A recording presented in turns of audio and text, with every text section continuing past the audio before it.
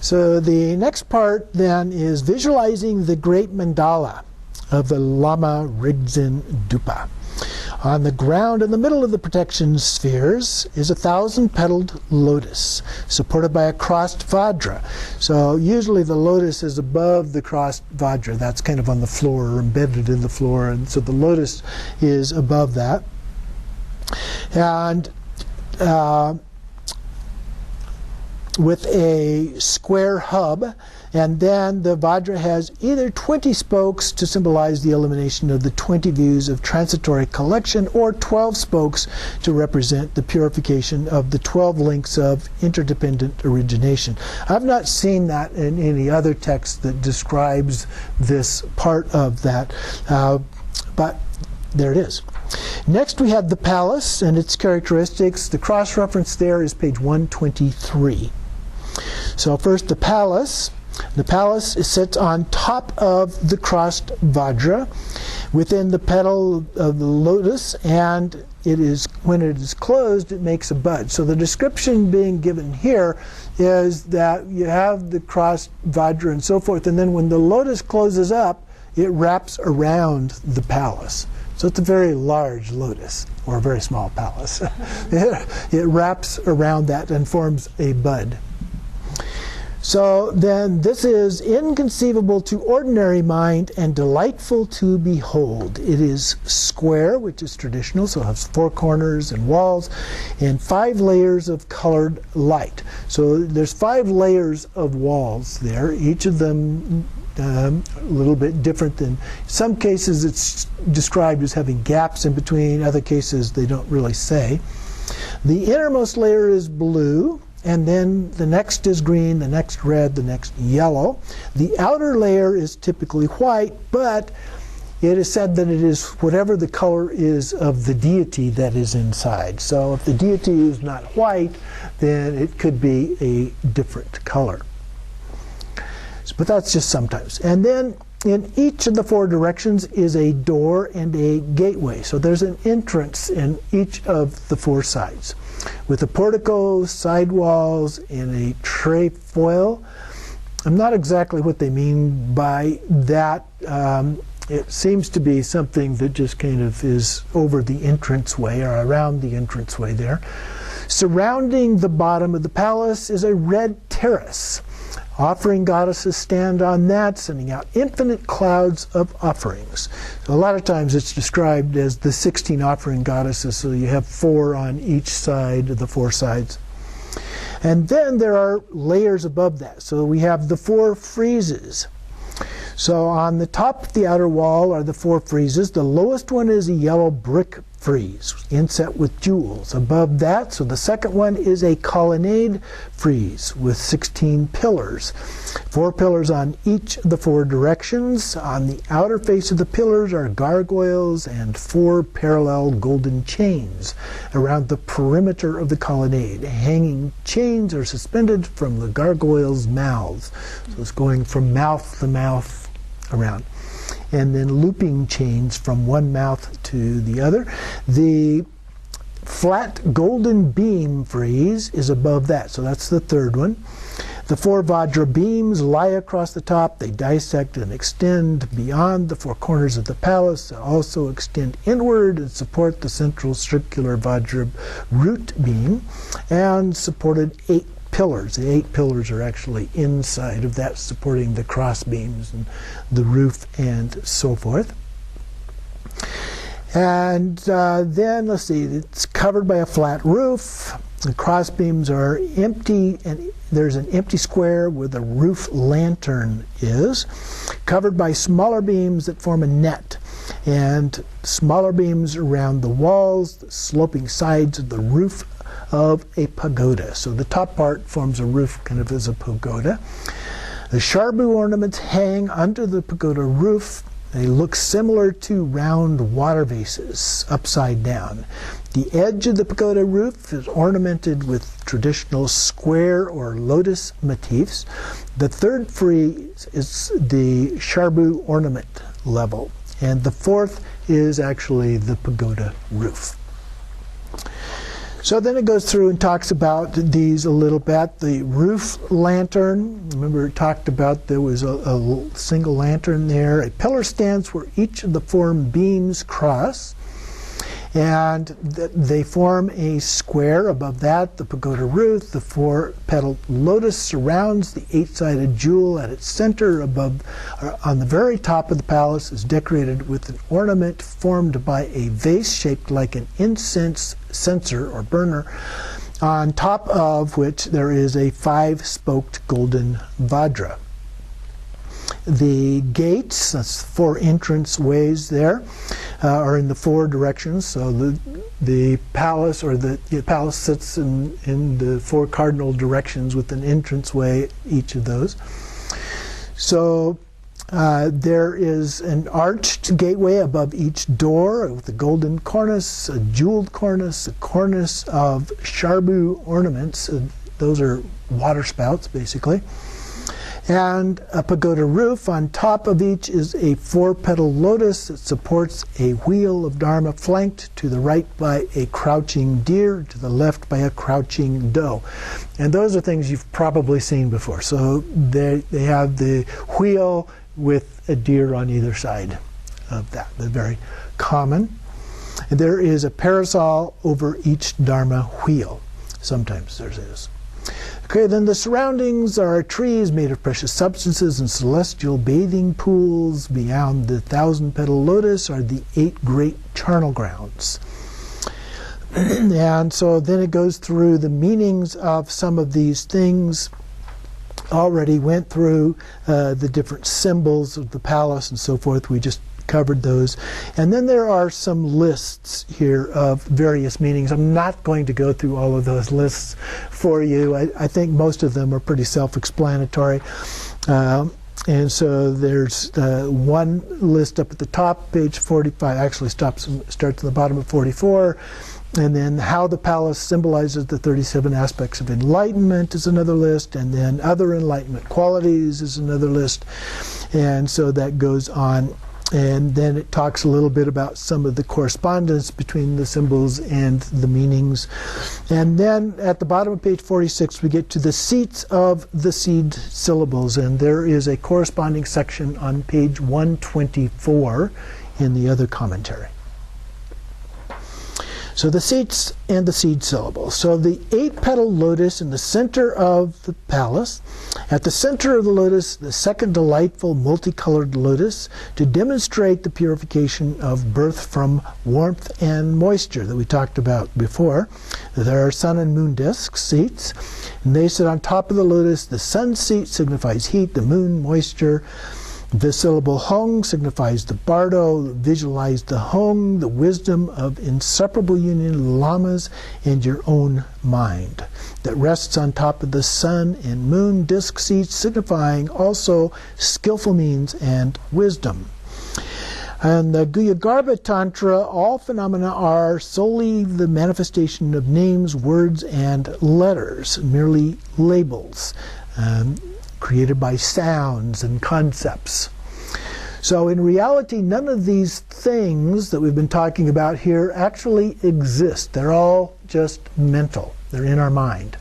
They are space-like emptiness. This is the realization we take as the basis for the paths of Kye-Rim and Dzogchen, so-called generation and completion. So none of these things are real. They're in our mind. Even the mandala is nothing more than a manifestation of the root seed syllable and has no independent existence in its own right. The fundamental nature of all phenomena is enlightened in the form of self-appearing deities. So then it describes the deities. First, Guru Rinpoche. And so there's a cross-reference to this on page 124. Here it is not necessary to send out and absorb rays of light. Instead, the seed syllable instantly, completely transforms into the fully and perfectly visualized forms of the deities. Okay? So I am then visualized myself as Pema Jungye, which is Padmasambhava, the physical or outer form of all of the Buddhas. So here there's a quote from Guru Rinpoche, "See me and you see all the Buddhas, for I am the gathering of all the Sagatas. Okay, and so we've talked about that before in different contexts, and Garchen Rinpoche, for example, has said if you've done one practice, one deity practice, you've done them all. If you've had one empowerment, you've had them all, because they are all ultimately the same. So here Guru Rinpoche has a single face, a sign of one taste, also suchness. His two hands are skillful means and wisdom. His color is white tinged with red, a symbol of the union of bliss and emptiness, a sign of his complete mastery, Shravakayana, and is the patched Dharma robe. The silken cape is the perfection of Bodhisattvayana. And then the sign of his complete mastery over Mantrayana. He wears a great gown, the gown of ritual dances, and then a Dharma robe is the outermost layer, and then the gown is the innermost, and the silken cape is the middle. He wields a 5-spoked golden Vajra in his right hand, showing that he has spontaneously accomplished Vidyadhara, the essence of the 5 kayas. And Buddhahood is the Mantrayana, the perfection of all qualities and elimination of realization. He holds the Vajra in a threatening mudra, the activity of eliminating harmful influences. In his left hand he holds a skull cup with Amrita that contains a long life vase, the wisdom nectar of deathlessness. The Guru Rinpoche matures and liberates beings by means of the unsurpassable jnana. So he cares for students through the great city of Vidyadhara with power over life. In his left arm he has or cradles Mandarava, is his consort here, and the embodiment of the 3 kayas endowed with 7 attributes. She is white and has silk and jeweled ornaments and a long life arrow. That's one of the things that you see with her as a reference, is this arrow with colorful ribbons flowing down from it. And so that is kind of the symbol of her in trying to identify her.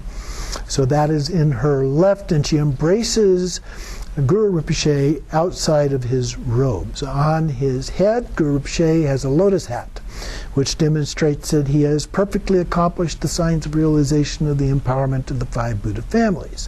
The hat indicates that he is the Lord of the Buddha family to which he belongs, and that's the lotus family, hence the lotus hat.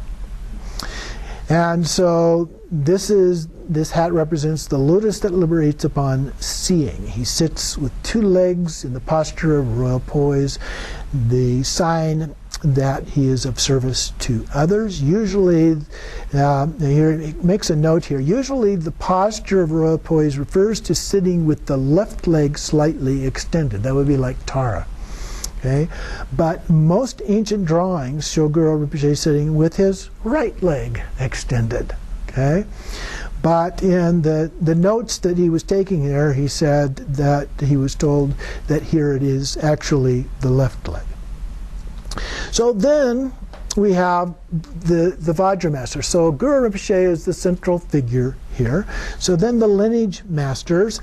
So here we have Samattabhadra and Garab Dorje. So we have Garab Dorje sits above his head, and then Samattabhadra and consort above that. So Garab Dorje is in a sphere of rainbow light on a lotus and a moon disk with some Bokakaya ornaments, 8 jeweled ornaments, 5 silken gowns, brilliant white, holds a Vajra and bell crossed at the level of his heart. And so then above that, again on a lotus on moon disk seats, we have Samattabhadra, dark blue, Vajra posture, Mudra of equanimity, which is kind of the meditation mudra, the hands together there. Samattabhadri, his consort, is sitting in his lap. She is a lighter shade of blue, although a lot of times she's actually white, but in this one it says that she is a lighter shade of blue, although both are actually referred to as being sky-colored.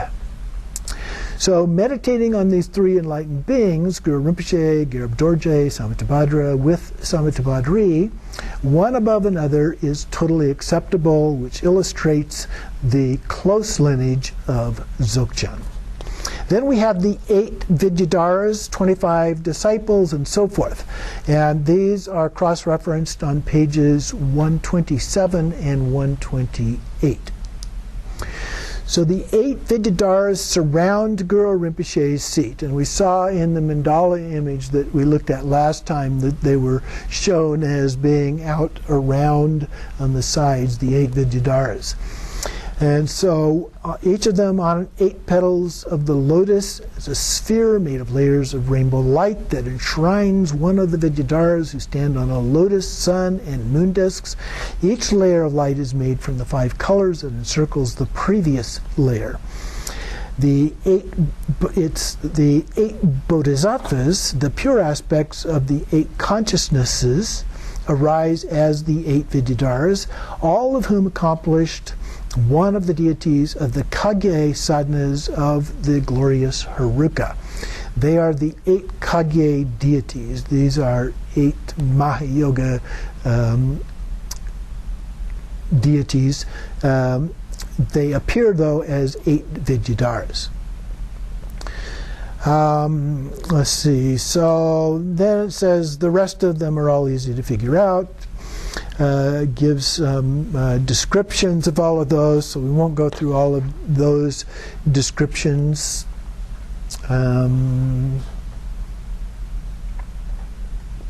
Okay, so on page 50, on the second paragraph, all around Guru Rinpoche are the vast number of Vidyadharas of India.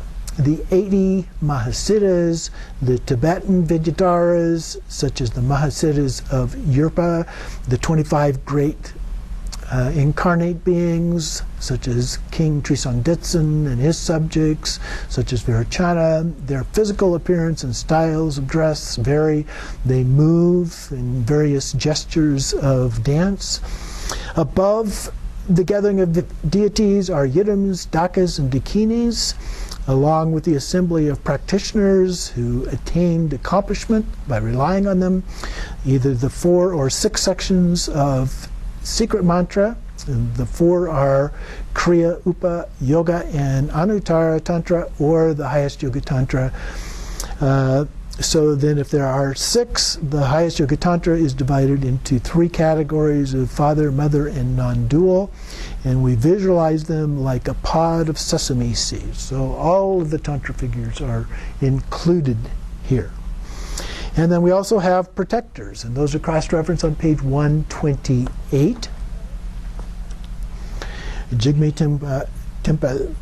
Tempe Nima drew a pathway on a terrace outside of the Palace of Protectors, and if this were on the inside, it would be called an intermediary pathway. But here it's on the outside, and that's where all the protectors are. The general overview empowerment shows how to draw the dimensions of the mandala. The Rigdzin Dupa mandala is used as the example.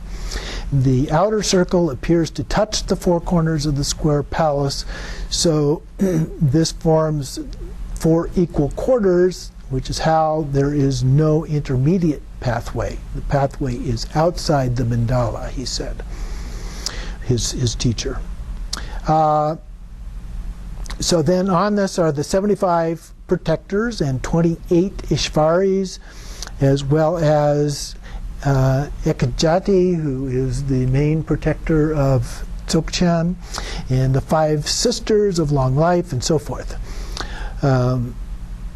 So the protectors receive the 4 empowerments from Palchen Heruka, Guru Rinpoche, and others, and then the Vajra is a sign of empowerment placed in their hands. They came to reside at the borders of the mandala, to obey the commands, and to be bound by Samaya. So they're standing in this outside ring, outside the regular mandala, as protectors to keep anything from coming in. We've already got all these protection spheres and everything else there, but just in case, they're there. So they whirl about like the wind, dispel obstacles, and carry out activities to ensure the practitioners are protected. And they accomplish cities they're facing outward. At the four gates, there are four classes of the great Ging. These are minor deities as the form of skeletons. They stand on corpse seats in a protective stance. I couldn't quite figure out what that stance is. Usually the skeletons are kind of in a dancing kind of a pose almost. So I'm not sure what this one is. They wield a corpse club in the right hand and hold a skull cup with blood in the left hand. They wear a triangular pennant pinned in the middle of their hair, ear ornaments, and red silk skirts. And they also face outward. The view of the visualization, we have the nature is simply the wisdom of great bliss emptiness, the wisdom mind of the Lama, Guru Rinpoche. And they appear, yet their nature is insubstantial. They arise as a display of emptiness. They meditate so that even the details of the white and dark parts of their eyes are precise and clear, and we understand them to be spontaneously present and perfect from the beginning. Then we have the extent of the mandala. So we'll finish with this one here today. It's extremely vast. The whole of samsara and nirvana, nothing exists outside of Rigpa. All impure samsaric phenomena are just numerous inventions of the conceptual mind. There is no inherent reality to any of them. They are empty forms appearing. Conceptual thoughts and deluded perceptions are purified into primordial space, the phenomena of nirvana. So the qualities of the kayas, the Buddha fields, and so on are all complete within Rigpa, the vast expanse of Guru Rinpoche's mind. The symbolic mudra in the form of the deities is the manifestation of the absolute deity Dharmata. So the qualities of this, the deities and their supports, are not merely a reflection. They are the wisdom of our own Rigpa. Okay? So again, they are our mind. The same as the mind of Lama Guru Rinpoche. The wisdom of great bliss and that which arises from it. So kind of the sun and the moon. Or excuse me, the sun and its rays. Okay. The seats, the palace, the trees, everything is truly awakened. Their nature is Dharmakaya wisdom. Complete elimination of realization and realization, endowed with wisdom, love, and power. So that's where we'll end today. And so next week we will go through the rest of this chapter.